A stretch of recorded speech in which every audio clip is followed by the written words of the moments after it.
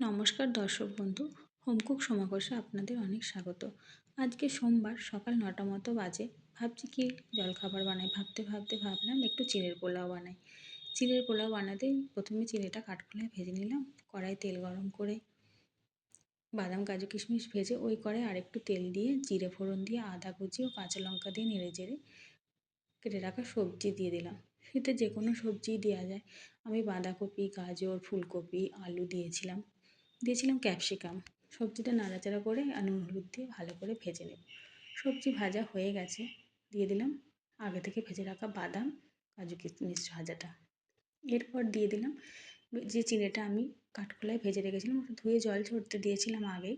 দিয়ে চিড়েটা দিয়ে নাড়াচাড়া করে স্বাদ মতো মিষ্টি ও 1 চামচ ঘি দিয়ে নাড়াচাড়া করে নিলেই তৈরি হয়ে যাবে আজকের চিড়ের পোলাও। জলখাবারে চিড়ের পোলাও খেতে কে কে ভালোবাসো কমেন্ট করে